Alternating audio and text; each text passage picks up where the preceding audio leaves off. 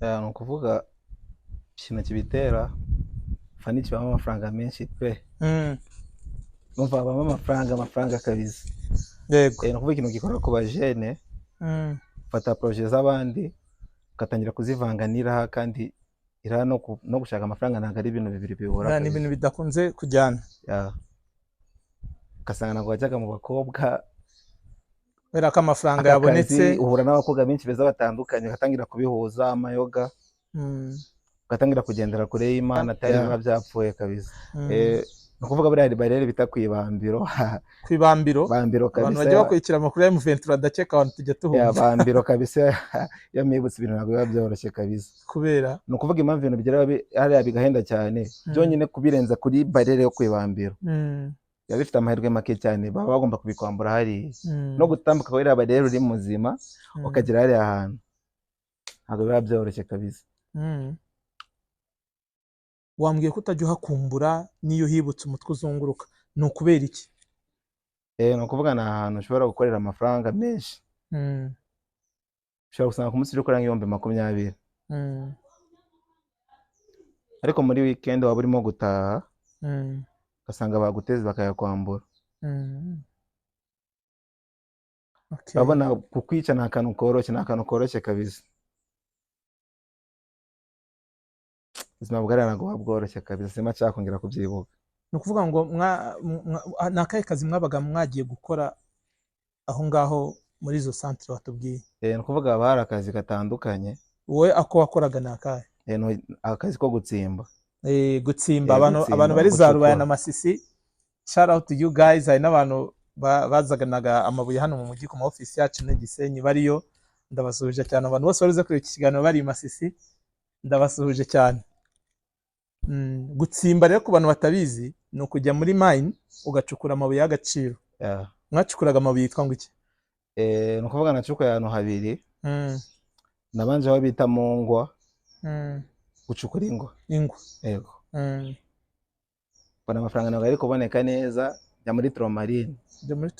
Nsanga ni urupfu kabisa, nako gufata decision yo kongera kugaruka iwacu mu Rwanda. Wasanze ari urupfu rumeze gute?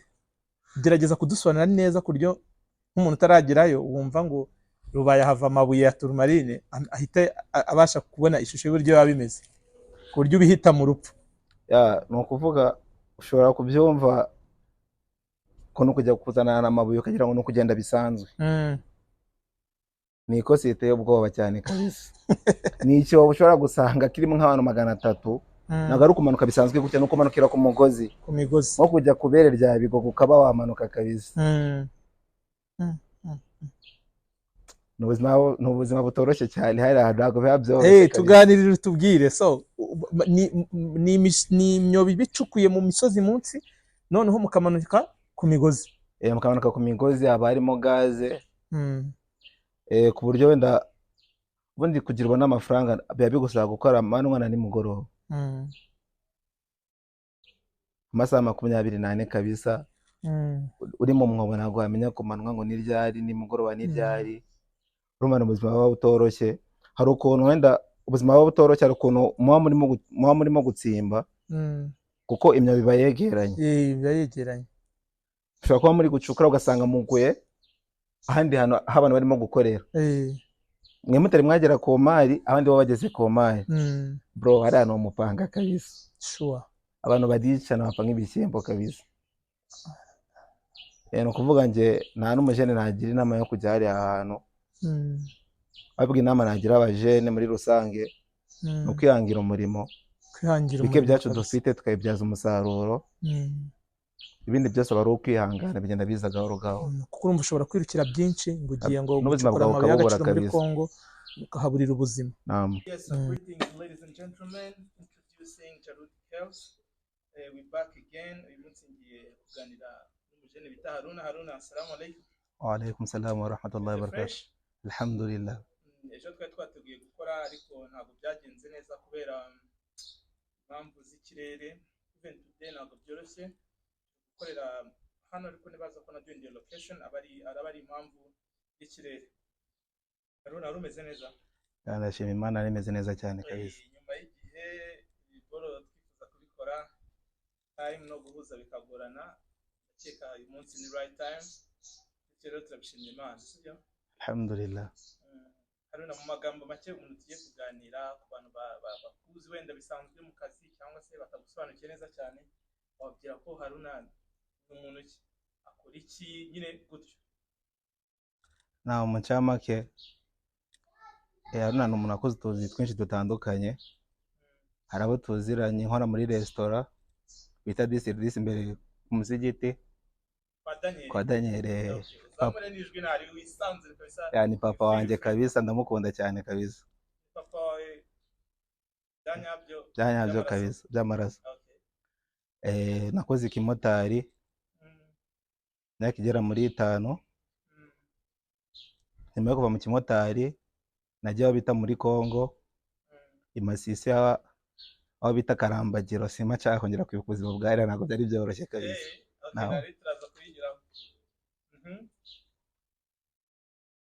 Uza kuva i Masisi Karambagiro uza kugaruka cyangwa hari ahandi hantu wabanje kunyura? Navuye Karambagiro mpita ngaruka muri furniture nta kibazo. Okay. Donc ubu ngiye nakumenye nyine nk'umuntu ukora ibintu bijyanye na furniture cyangwa se ibikoresho byo mu rugo, intebe, igitanda, utubati, amaoffice, ibintu bigiye bitandukanye nyine wenda bishobora kuba byakorwa mu biti sibyo, ububaji wenda abantu bahita babyumva neza sibyo. None se kubera iki nyuma ya domaine zose wagiye unyuramo wabinyuremo muri make waje kwisanga nyine uri mu bubaji, waje kubona ariyo business nziza, wabonye ari akazi keza, kubera iki nyine ariko kazi wese uhitamo gukora akaba nako uri muri munsi? Wenda ntabwo nari narabipanze ko nzaba umubaji. Ubundi ngiye intego yanjye nize construction. Intego zanjye zari kuvamo umu engineer ukomeye cyane. Haje kuba ikibazo cyo kubura umubyeyi, ubuzima mu rugo burahinduka. Nibwo naje kwita mfata decision yo kujya mu kimotari, ndakora cyane kabisa. Mura n'umuvandimwe bita Saddam, Imana ijye imuhereza imigisha kabisa, muca mugira umutima mwiza byataye. Saddam engineer. Buriya nawe umuntu wa mbere wazanye ibintu byo gupima ubutaka bwa mbere twatangiranye urugendo. Ni umuntu ugufasha nta zindi nyungu aguteganyijeho kabisa. Kuva mu kimotari ntarakoze, ibintu byari bimeze neza cyane. Haje ibibazo bya covid, imikorere itangira kugabanyuka.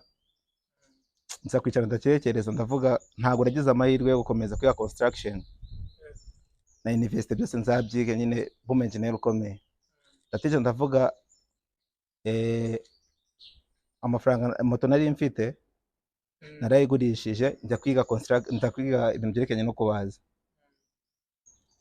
Ndakeka ari ibyo ngibyo. Ni gutyo kubera ko ubuzima bwahindutse, ibyo wifuzaga gukora kubera impamvu z'uko wenda wabuze umubyeyi, ariko ndakeka ari mama wawe kuko papa aracyahari. Nyine urumva urugo stability yasa n'ihungabanye, wahise witiramo kujya kwiga ikimotari, nyine utangira gushaka n'ubuzima, inzozi zawe urazireka. Gushaka nyine impamvu noneho zitumubaho sibyo. None se urebye Haruna, urabona nyine wari ufite dreams zo kuba umu engineer sibyo. Ariko wenda nkuko nyine babivuga ngo turapanga n'Imana ikadupangira, wenda ibyo Imana yaguhitiyemo ubu ngubu nibyo byiza kurusha wenda ibyo wifuzaga gukora sibyo. Ariko apari ibyo ngibyo, uba wumva za nzozi byararangiye utazongera kuzikora, cyangwa n'ubundi ushobora kuba ati noneho nshobora kumastaringa ububaji noneho nkazaba engineer mu bubaji, cyangwa hari ukundi wowe nyine uri mu bubaji uvuga ati wenda bikora kuko nabyo ari byiza bitanga amaramuko, za nzozi naraziretse burundu nyine unafashe undi murongo? Wabigeze ubu ngubu alhamdulillah, ndashimira Imana. Ntabwo nagize amahirwe yo gukomeza, ariko uko bibiri ubu ngubu muri furniture yanjye cyangwa gukosora nyine bya nyine natakomeje zazana innovation mu bubaji, nkomerezo bigende neza. Bagufata nka engineer mu bubaji noneho ukavuga ngo ibyo nashaka gukora, kandi n'ubundi sinkeka ko bitandukanye nanone n'ubwubatsi wenda busanzwe, ko umuntu iyo afatana inzu wenda barayubaka igahagarara, ariko ibizakenera ibikoresho bizayijyamo sibyo. Ndabona kuri t-shirt wambaye handitseho Maria Furniture Limited. Sinzi rero niba Maria Marinde, niba wikorera, niba ari boss wawe, niba ari sister, niba ari madame cyangwa se imbizi. impamvu company yanjye nahise Mariam's Furniture, Mariam ni izina rya mama wanjye. Naramukundaga cyane ariko nyine Imana iza kumutwara, aba ari itegeko, nta kundi kuntu umuntu yabigenza. Iyo wageze muri situation Imana itugira inama ivuga ngo gusa mwihanganire ibigeragezo bizabageraho, Imana izabahembera kwihangana kwanyu. Ko Imana none irakavuga muri Qur'an ngo Imana ibana n'abihangana. So kwihanganisha agaciro k'umubyeyi, uburyo no kuri umubyeyi biba bigoye, ariko nyine aba ari ubuzima nyine, nta kundi wabigenza uretse kubyakira ukagerageza no kubirenga nyine ukaba wakomeza. Ni ukuvuga intego nyamukuru yo gufata company yanjye nkayita Mariam's Furniture, nkaryitira izina rya mama wanjye. Ni ukuvuga njya kuza muri iyi domaine nasanze nyine hari ukuntu abantu bakora furniture batavugwa neza, ibintu byo guhemuka, kutubahiriza igihe. Wenda nanjye ntabwo ndi perfect 100%, ariko byibuze niba hari projet 85%, abantu bamaye projet zabo narazibaye birangira neza nta kibazo. Intego nyamukuru yo kwita company yanjye Mariam's Furniture, bitewe n'ukuntu nakundaga mama wanjye nkarinda n'icyubahiro cye, niyo mpamvu na company yanjye nayitiriye izina rye, kugira ngo mu gihe ngiye guhemuka cyangwa ngiye kugwa mu makosa cyangwa n'iri zina nye kutaryanduza. No kurihesha icyubahiro nyine. Naam. Birumvikana ubwo nsobanukiwe noneho mpamvu company yitwa Mariam's Furniture. Nari nsanzwe nibona ku masitati y'abantu agiye atandukanye, kaka ari nk'umuboss nyine, umumere boss wenda ushobora kuba witwa gutyo, ufite company ifasha abantu, ariko birasobanutse n'abandi bantu babibonaga gutyo bagiye bamenya ko ari brand witiriye umubyeyi wawe witabye Imana, wagucitse wenda ukimukunze, ariko nta kundi byagenda. Hanyuma wari uvuze ngo abantu benshi bakora furniture bafite izina ritari ryiza bijyanye n'uburyo wenda mu kazi bataba abanyakuri, mwumvikana ibintu akakugira ngo nzabiguha mu kwezi bikamara amezi 4. Ibyo mwumvikanye n'icyo gihe byaba bibonetse ugasanga bibonetse ariko bidasa nk'uko mwari mwabivuganye, ugasanga wenda mizire bahoye mwari mwavuze ko muzakoresha sizo mwakoresheje, ubundi hari undi yabigora ubona biterwa n'iki, ku buryo usanga abantu benshi basigaye batinya kujya gukoresha ibintu mu makampani nyine akora ibi bintu. Usanga abantu basigaye bashaka kugura ibintu birangiye, bakajya mu maison d'exposition akavuga ko n'akabati ndatwara kano nzakamodifiya kari mu rugo. Ni ukubera iki nyine mu kazi kanyu usanga abantu si bose ariko abenshi bibagora kuba inyangamugayo no kubahiriza amasezerano babagiranye n'abakiriya? Ubundi kezi ni ukuvuga kuri isi hari ibintu bibiri bitajyana. Ushaka kubona amafaranga nira kubihuza ibyo bintu bibiri biragorana cyane. Ni ukuvuga ubundi ikintu cya mbere kuri isi aba ari ukwicisha bugufi, ukabana na buri wese neza. Ikintu gishobora kugufasha mu buzima ni ukwiyegereza Imana nyine to uko ushoboye. Iyo ugerageze kwiyegereza Imana birakunda. Akenshi impamvu usanga umuntu atangiye neza ugasanga ari kurangiza nabi, ikintu kibitera fani kibamo amafaranga, bibamo amafaranga menshi pe. Ni ukuvuga iyo ushatse kubifata ugafata ya mafaranga ukashaka kubivanga n'iraha, amayoga, abakobwa, birakuzambana kabisa, kubikontrola birakunanira, ugasanga izina ryawe rirangiritse. Ariko iyo wegereje Imana byose birakunda bikagenda neza kabisa. Ntabwo wakuze 100% ariko uragerageza. Twari turi kuganira ndi kukubaza impamvu nyine abantu benshi bari muri domaine yawe ya furniture usanga batagira ubunyangamugayo bwabo baburi hasi, cyangwa se ugasanga niba mwumvikanye ko bazaguha ibikoresho bakoreshejeho mu kwezi kumwe babiguhaye mu mezi 2 cyangwa 3, niba mwarumvikanye ko bazagukorera nk'akabati wenda ko muri salo cyangwa muri store ahantu runaka mukoresheje MDF, mwarabaze byose ugasanga yavanzemo ibipande by'imbaho bisanzwe. Ni ibintu urumva twese tuba dufite ama experience, tuba tubafite ama experience agiye atandukanye atari meza. Wowe niki ubona nk'umuntu uri muri ako kazi gituma abantu bari muri furniture rimwe na rimwe ubunyangamugayo bwabo buba hasi, cyangwa se batubahiriza amasezerano bagiranye n'abakiriya? Ni ukuvuga ikintu kibitera furniture bamo amafaranga menshi pe. Numva bamo amafaranga kabisa. Yego. Ni ukuvuga ikintu gikora ku bajene, fata projet z'abandi ugatangira kuzivanganira kandi ira no gushaka amafaranga ntabwo ari ibintu bibiri bihura ni ibintu bidakunze kujyana. ugasanga ntabwo wajyaga mu bakobwa kubera ko amafaranga yabonetse, uhura n'abakobwa benshi beza batandukanye, ugatangira kubihuza amayoga, ugatangira kugendera kure y'Imana, atari biba byapfuye kabisa. urumva wowe uko ubibona, view yawe mu mpamvu zituma abantu benshi bakora furniture wenda batari inyangamugayo, nuko babona harimo amafaranga menshi nk'uko bivuze. Hanyuma ikindi, umuntu ahuriramo n'igitsina gore cyane, wenda umuntu agatangira no kujya mu nzoga, nyine agatangira kujya mu maraha kubera ko yafashe amafaranga menshi, atangiye kuvanga komande z'abandi, utangiye kwakira akazi n'akambere utarakarangiza, utangiye kujya mu maraha cyane. Donc wobona aricyo kintu wenda gikomeye gituma usanga muri iyo domaine yanyu bigorana, usanga abantu benshi bitagenda neza. Yanjye niko mbibona kabisa.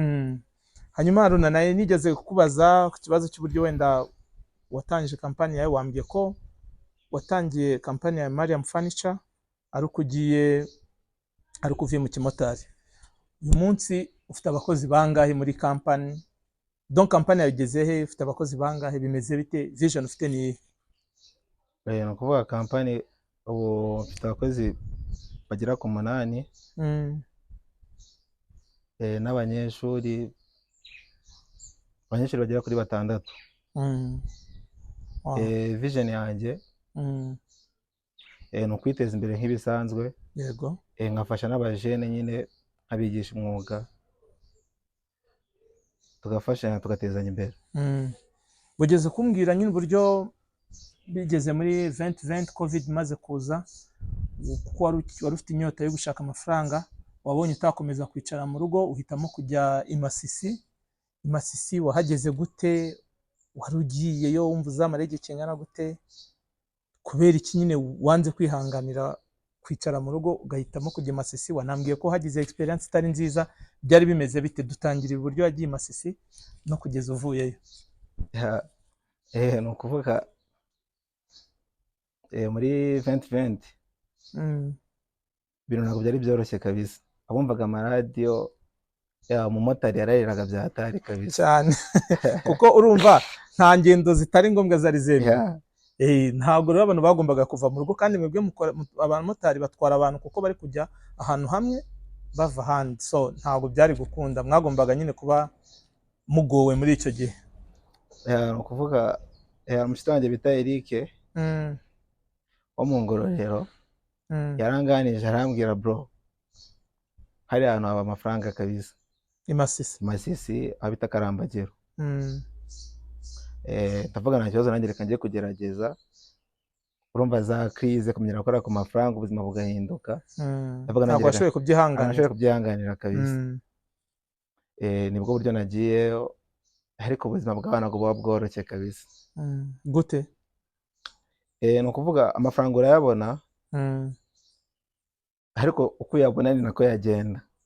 Ko tuzi ko se i Masisi ari ahantu hari wenda hatari umujyi cyane, ku buryo bavuga ngo hari ibirangaza byinshi, ku buryo usanga ugomba gusora amafaranga cyane. Ni ubuhe buryo agendamo nyine ku buryo umuntu ayabona, ariko n'ubundi ko yabonye akaba ariko agenda? Kezi ni ukuvuga nk'igisheke, ushobora kujya kugura igisheke, ushobora kugura n'igiceri cy'ijana cyangwa 200, ari aba ari 3,000. Ugasangira irindazi, ushobora kugura amafaranga 200, ugasanga ari kuri kugurisha 2,000. Uko amafaranga uko yabona ni nako yagenda. Ni ukubera iki se nta bantu bakora business bariya ibintu byose babikura ahandi bakabizana hariya? Ntago ari ahantu hari amasoko ku buryo umuntu wazanye akantu agakomera agashyiraho igiciro kingana gutyo? Ni ukubera iki wowe nk'umuntu wahabaye? Ni ukuvuga impamvu ibintu biba bihenze bitewe n'ahantu biva, kuko biva hano Ingoma byerekeza iyo ngiye. Amatransport bya bintu byose kugerayo, umutekano, amabariyeri menshi cyane ngo wabasoresha. Ni ukuvuga buriya bariyeri bita kwibambiro. Kwibambiro kabisa. Abantu bajya bakurikira amakuru ya M23 adakeka abantu tujya tuhumva. Bambiro kabisa. Yamibutse ibintu ntabwo biba byoroshye kabisa. Kubera ni ukuvuga impamvu ibintu bigera hariya bigahenda cyane, byonyine kubirenza kuri bariyeri yo kwibambiro biba bifite amahirwe make cyane, baba bagomba kubikwambura hariya. No gutambuka kuri iriya bariyeri uri muzima ukagera hariya ahantu ntabwo biba byoroshye kabisa. wambwiye ko utajya uhakumbura n'iyo hibutse umutwe uzunguruka, ni ukubera iki? ni ukuvuga ni ahantu ushobora gukorera amafaranga menshi, ushobora gusanga ku munsi uri gukora nk'ibihumbi 20,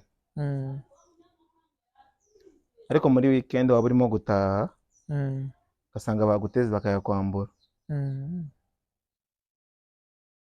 Urabona kukwica ni akantu koroshye kabisa. Ubuzima bwari ntabwo bworoshye kabisa, sima cyakongera kubyibuka. Ni ukuvuga ngo ni akahe kazi mwabaga mwagiye gukora aho ngaho muri izo centre watubwiye? Ni ukuvuga haba hari akazi gatandukanye. Wowe ako wakoraga ni akahe? Akazi ko gutsimba. Gutsimba abantu bari za Rubaya na Masisi. Shout out to you guys. Hari n'abantu bazaganaga amabuye hano mu mujyi ku ma office yacu na Gisenyi bariyo. Ndabasuhuje cyane abantu bose barize kuri iki kiganiro bari Masisi. Ndabasuhuje cyane. Gutsimba rero ku bantu batabizi ni ukujya muri mine ugacukura amabuye y'agaciro. Mwacukuraga amabuye yitwa ngo iki? Ni ukuvuga nacukuye ahantu habiri. Nabanje aho bita mu ngwa. Gucukura ingwa. Yego. Bana amafaranga ntabwo ari kuboneka neza, njya muri Tromarine. Nsanga ni urupfu kabisa, nako gufata decision yo kongera kugaruka iwacu mu Rwanda. Wasanze ari urupfu rumeze gute? Gerageza kudusobanura neza kuryo nk'umuntu utaragerayo wumva ngo Rubaya hava amabuye ya Tromarine ahita abasha kubona ishusho y'uburyo biba bimeze ku buryo ubihita mu rupfu. Ni ukuvuga ushobora kubyumva ko no kujya kuzana amabuye ukagira ngo no kugenda bisanzwe. Ni ikosi iteye ubwoba cyane kabisa. Ni icyo ushobora gusanga kirimo nk'abantu 300, ntabwo ari ukumanuka bisanzwe gutya, no kumanukira ku mugozi, nko kujya kubere rya Bigogo ukaba wamanuka kabisa. Ni ubuzima butoroshye cyane, hari ntabwo biba byoroshye. Tuganirire utubwire, so ni imyobo bicukuye mu misozi munsi noneho mukamanuka ku migozi. Mukamanuka ku migozi, haba harimo gaze. Ku buryo wenda ubundi kugirwa n'amafaranga biba bigusaba gukora amanywa na nimugoroba. Amasaha 24 kabisa. Uri mu mwobo ntabwo wamenya kumanwa ngo ni ryari, nimugoroba ni ryari. Urumva ubuzima bwa butoroshye. Hari ukuntu wenda ubuzima bwa butoroshye, hari ukuntu muba murimo gutsimba kuko imyobo biba yegeranye. Biba yegeranye. Ushobora kuba muri gucukura ugasanga muguye ahandi hantu abantu barimo gukorera. Mwe mutari mwagera ku mari, abandi bo bageze ku mari. Bro, hari ahantu umupanga kabisa. Sure. Abantu badicana bapfa nk'ibishyimbo kabisa. Ni ukuvuga nge nta n'umujene nagira inama yo kujya hari ahantu. Ahubwo inama nagira abajene muri rusange ni ukwihangira umurimo. Bike byacu dufite tukayibyaza umusaruro. Ibindi byose bari ukwihangana bigenda biza gahoro gahoro. Kuko urumva ushobora kwirukira byinshi ngo ugiye ngo gucukura amabuye y'agaciro muri Kongo ukahaburira ubuzima. Ntabwo biba byoroshye, bya bintu biba bikomeye cyane. So ni ukuvuga ngo haba hari kwanza struggle zo kumanuka kugira ngo mugire muri ya myobo ku migozi. Struggle ya mbere yo guca kuri barriere yo kwibambira. Allahu akbar. Donc struggle ya mbere ni ukugera kuri tere. Hari amabariyeri menshi. Hakaba iyibambira iteye ubwoba. Iyo maze kuhagera hari umusozi uruta Rubavu kabisa. Aba ari ibyondo, umusozi unyerera kabisa, kwazamuka nabyo ni irindi kozi. Kwazamuka gusa. Nigeze kubona amavideo make abantu buryo bagenda bagwa muri iyo myobo, umuntu agahita apfa rwose ukagira ngo nta cyabaye. Abantu 300 mupfiramo neza kabisa. Ubuzima bugakomeza kuko nyine iyo warangije kuri barriere yo kwibambiro ubabaye igisimba kabisa. Barriere yo kwibambiro ibimeze gute, birinzwe nabandi kubera iki ibiteye ubwoba? Birinzwe n'abasirikare bo muri Kongo. Katanyama kabisa. Katanyama ya kuhaca ni hatari kabisa. No kuvuga kuhaca umusirikare umuntu urinze barriere no kumukubita ikintu akagwa hasi agakomeza. Koko hatamuka none bamenye kuri umunyarwanda. Abari ibibazo ni ibibazo kabisa. Ariko wafunze umwuka kubera gushaka ubuzima. Bavuga ngo ngomba kugenda kabisa. Ntabwo wumvaga ko ubuzima bwawe buri mu byago ujya kujyayo, cyane ko uriya muvandimwe yarakubwiye ko bitoroshye. Bitewe n'inzara. Cyangwa ni kumwe bavuga ngo ntumuhana ajyayo umuhana avayo. Wallahi kabisa. Bitewe n'inzara y'amafaranga n'ipupa. nase ujya kuvayo hari ikintu wigeze ukora byuze cy'amafaranga uvuga ati nagiye wenda wambye ko amaze amezi 7 ubona ubuzima bwabo bugoye buryo abantu bicana buryo haba arimo riske uhitamo kugaruka umaze amezi 7 hari n'amafaranga byuze wigeze ubasha kugarukana amafaranga naragarukanye ariko nkangahe atari menshi bitewe n'igihe nakoze n'amafaranga nakoreraga n'amafaranga make cyane kabisa nakoye amafaranga ageze mu 600 warayagarukanye narayagarukanye ariko ntabwo byari byoroshye abandi bose barayasize donc nugushima Imana ko yakurinze ka kantu ko ku majengo nyine karamfashije bituma mva y'amahoro kabisa kubutawuneri so korona irabaye ikimotari cyawe kirahagaze ugurishije moto ugiriye kwiga kabisa furniture nyuma y'uko wari uvuye imasisi nabwo ubona bigoye utahahigira ubuzima wize furniture ariko wambye ko ari umuntu wagufashije ninde kuvuga umuntu wafashije ni umuntu bita Saddam buriya niwe muntu wa mbere watangiye gupima ibintu by'ubutaka bro abantu bari b'iki kiganiro barabizi yafashije abantu benshi cyane ni wa muntu ugufasha nta kintu na kimwe yitayeho ni umuntu ushobora kubwira ikibazo cyakaguha amafaranga atagusabye inyungu ababizi barabizi sinabona ikintu cyo kumuhemba naza kureba iki kiganiro Saddam umuvandimwe aragushima kandi nanjye ndagushima ko wamufashije Mwenyezi Mungu nyine aguhembera ibyiza ugenda ukora kandi ukomerezaho ntucike intege so Saddam yagufashije ukiva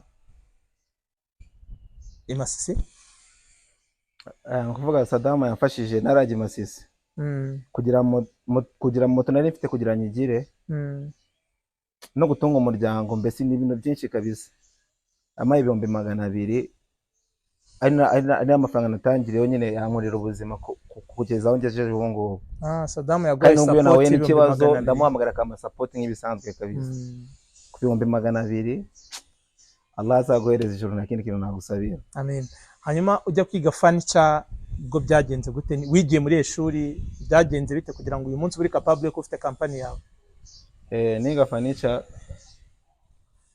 nize ku mujene bita Mansour kora ibintu bya danje no kuvuga ubundi muri furniture usanga iyo umuntu azi ikintu kimwe atazi ikindi niba uzi gukora intebe nibyo uzi prefer cyane gukora ugasanga ku bitanda nta kintu uzi kuri MDF ugasanga uzi ikintu kimwe nawe muntu nzi uzi kubaza ikintu cyose kabisa Mansour nafite company nazaze ivuge hano kabisa nta kibazo umuvandimwe naza kubona iki kiganiro naba yaje hano nibikunda azareke tuzaganire nambura no mu bintu bimfasha aho ngeze ubu ngubu hari ijambo yatwigishije ni wa muntu ufite ubumenyi ariko wicisha bugufi yego ushobora kubaza ikintu kandi ari kubona ko wowe ufite ubumenyi buke akaba yakubaza akakugisha inama bisi yicisha bugufi cyane ariko twakoraga nk'ikintu cyiza waba ugiye kwira kahita bahamagara kahita babwira muze hano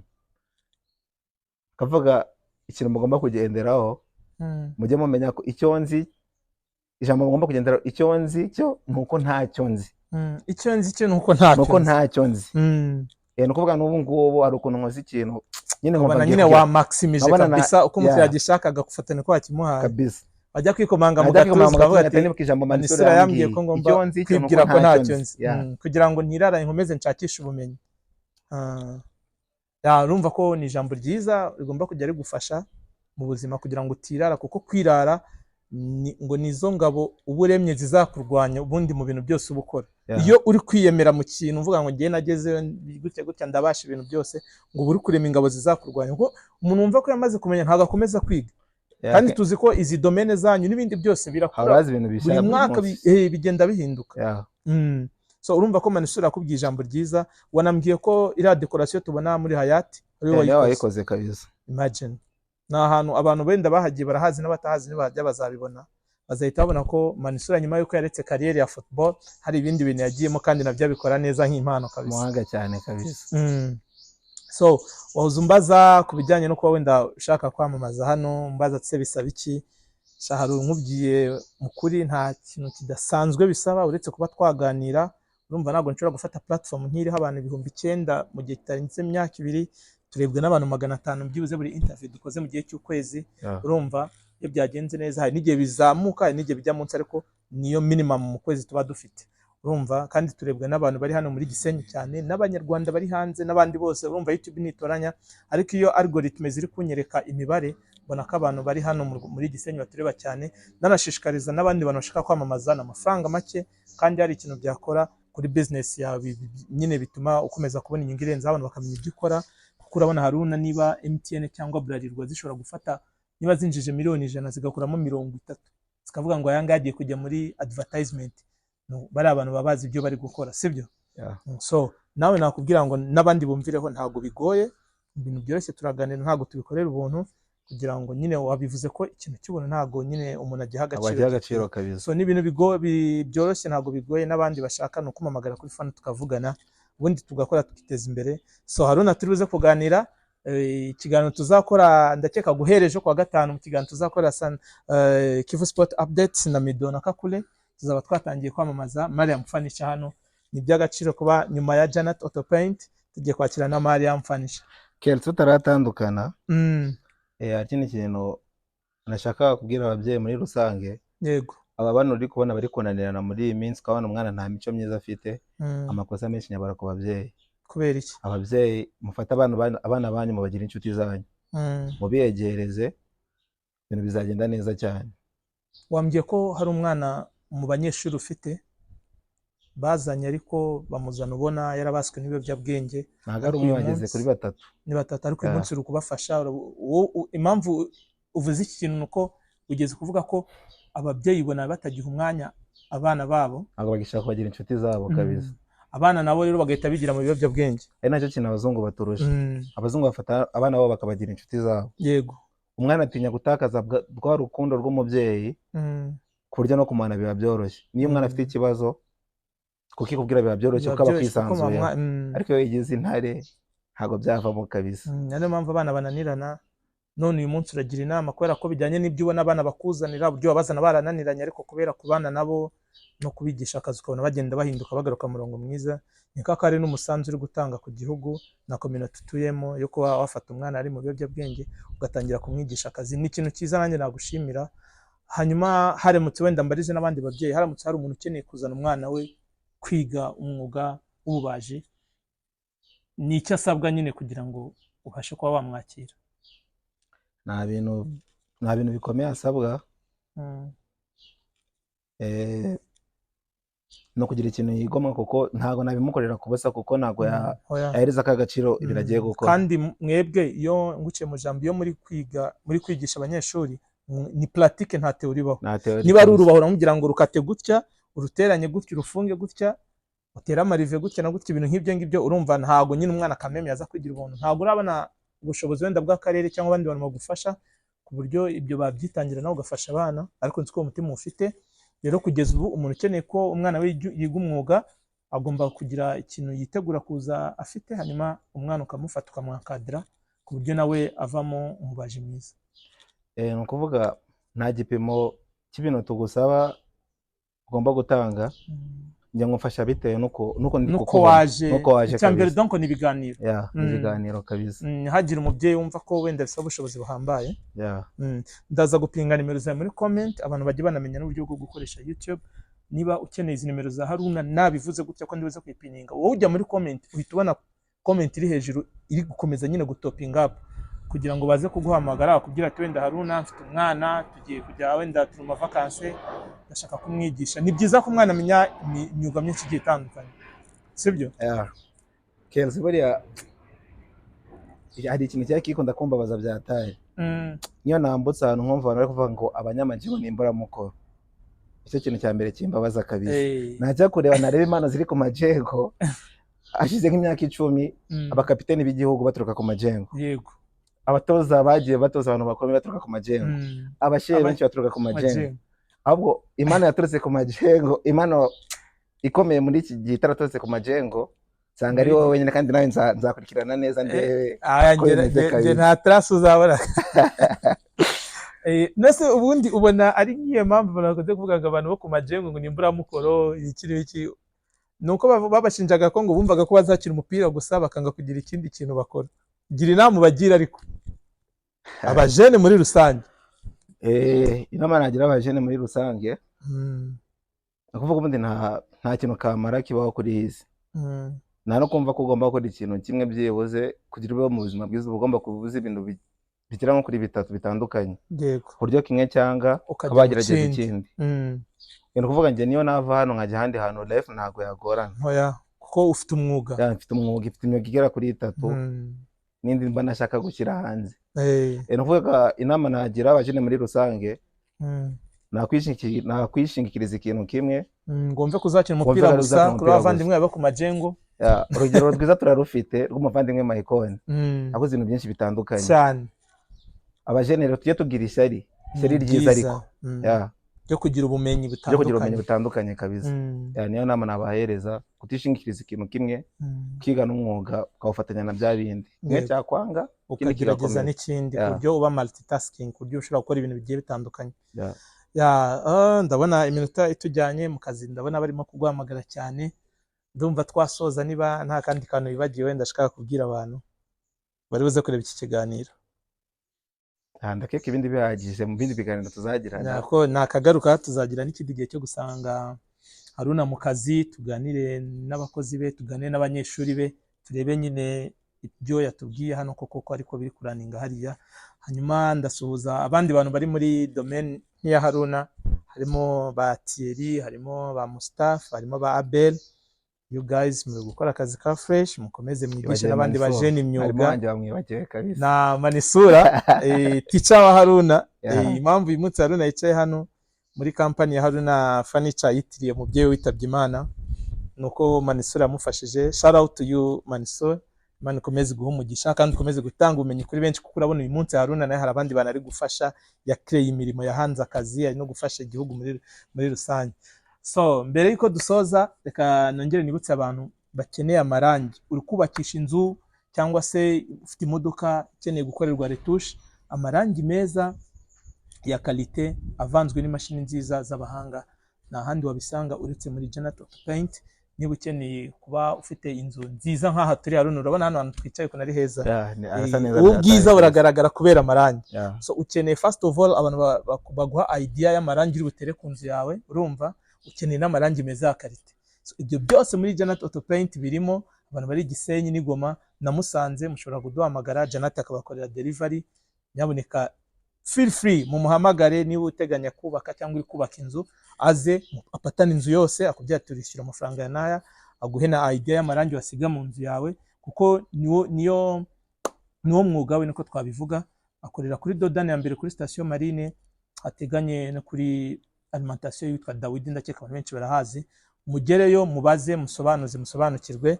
Ndumva twasoza kugira ngo kuvuga taratandukana ko wakora ikintu cyiza koze. Gifite finissage mbi byose biba byabaye zero. Finissage kandi na amarangi.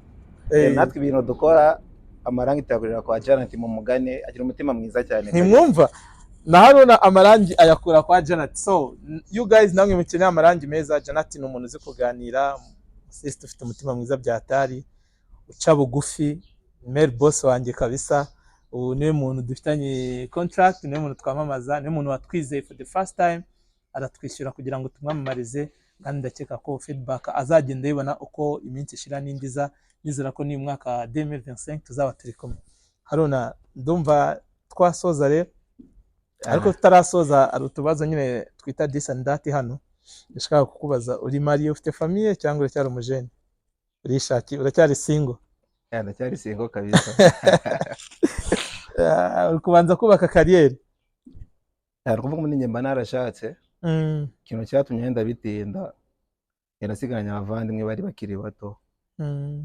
Ariko alhamdulillah bamaze kugera aho bagera, mu gihe gito nagiye kuzabikora kabisa. Wowe ntago ubu urumva ufite inshingano, umubyeyi kureba abo bana. So ahubwo arahirwa umukobwa uzashaka, kuko urumva wamaze kumenyera gufata inshingano, kurera barumuna bawe. Ndumva ari ibintu byiza, ni experience izagufasha igihe nawe uzaba uri gukora urugo rwawe, kandi nabo barumuna bawe baba babibona uburyo nyine ari wowe baba bareba badependingaho. Nika ko nabo bazakura icyo kintu bagifite, kigatuma baba abantu b'abagabo. Haruna, dusoze rero kugira ngo tujye no mu yindi mirimo, hanyuma abantu bategereza ikiganiro tuzakora ejo muri Kivu Sport Update na Kakule na Mido tutaratandukana. abajene muri iyi minsi irimo kudufasha ibintu bikomeye bya hatari kabisa. Ni gake gake. Ni ukuvuga Allah akomeza kuyobore, Amina. ibikorwa byawe bizagere ku rundi rwego, bizamuke bya hatari. No, dufite campaign yo kureba uburyo twapushinga tugakora cyane tukuzuza 10,000 mbere yuko ukwezi kwa mbere kuzarangira, kandi dufite icyizere ko turabura abantu nka 800 cyangwa 780 kugira ngo tuzuze aba subscribers 10,000. aba ari ibintu bikomeye cyane, hanyuma ndakeka ko tuzabigeraho. Reka rero tuzasubire ku munsi w'ejo muri Kivu Sport Updates na Kakule na Medo. Be blessed, Imana ibarinde, reka natwe tujye mu yindi mirimo.